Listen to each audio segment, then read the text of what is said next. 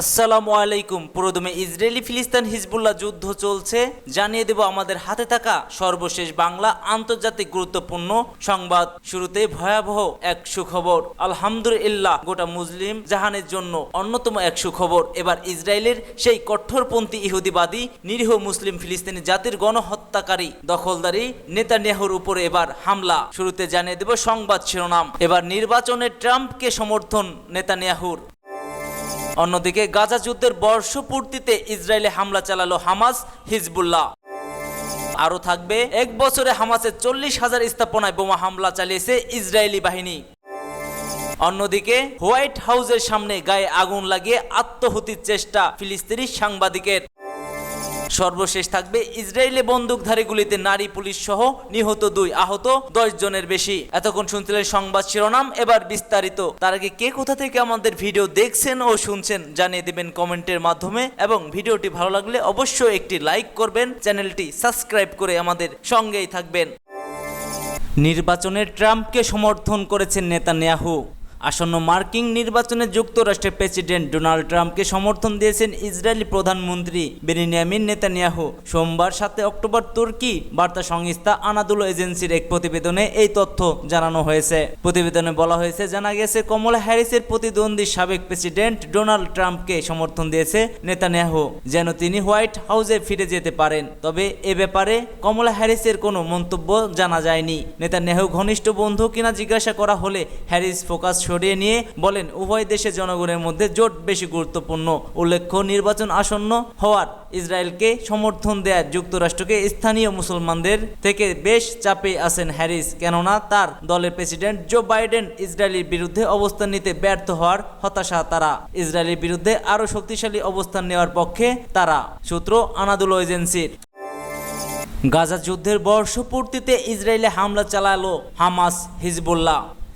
ইসরায়েলে নতুন করে রকেট হামলা চালিয়েছে হামাস ও হিজবুল্লাহ। গাজা যুদ্ধের 1 বছর পূর্তিতে দিনের প্রতিরোধ যোদ্ধাদের এই হামলার খবর এলো সামনেই। খবর রয়টার্স ও বিবিসির। ইসরায়েলে হামাসের হামলার 1 বছর পূর্তি হয়েছে।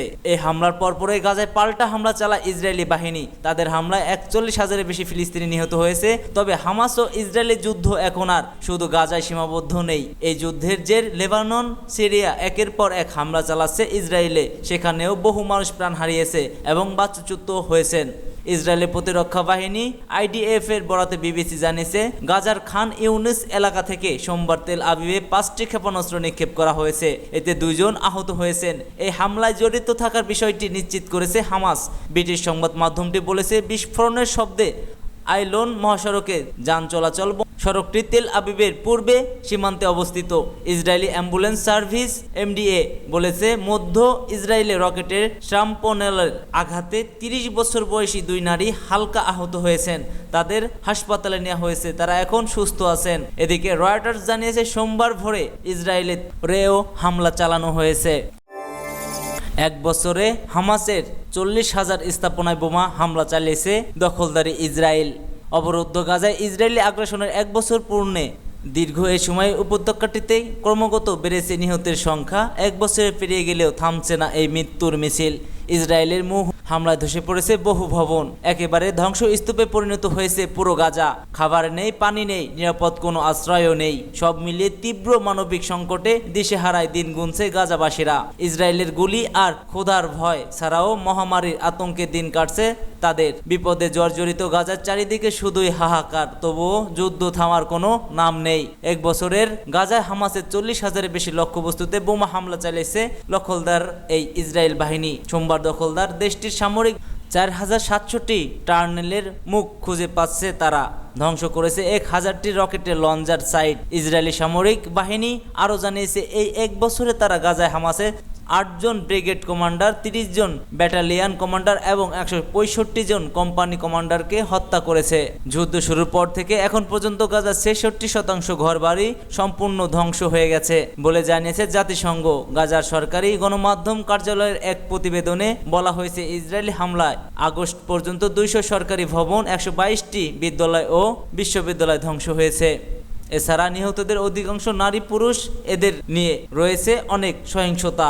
এছাড়া যুদ্ধ শুরুর পর থেকে ইসরায়েলি হামলায় অন্তত 97,166 জন আহত হয়েছেন। ইসরায়েলি হামলায় প্রতিদিনই শত শত মানুষ মারা যাচ্ছে। তারপরেও যুদ্ধের অবসানের কোনো নাম চিহ্ন পাওয়া যাচ্ছে না বলে জানায় এই বরাত।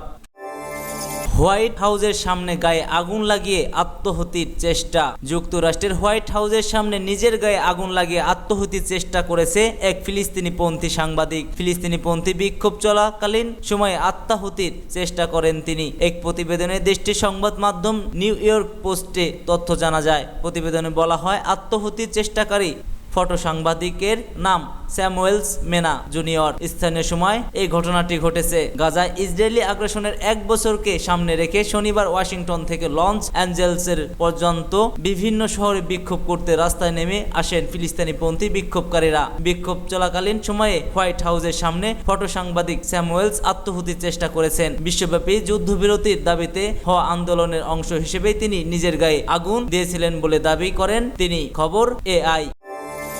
ইসরায়েলে বন্দুকধারী গুলিতে নারী পুলিশ সহ নিহত 2, আহত 10 জনের বেশি। ইসরায়েলের দক্ষিণ অঞ্চলীয় শহরে বেশের বাতে বন্দুকধারী গুলিতে একজন পুলিশ মহিলা নিহত ও 10 জনের বেশি আহত হয়েছে বলে জানিয়েছে স্থানীয় কর্তৃপক্ষ।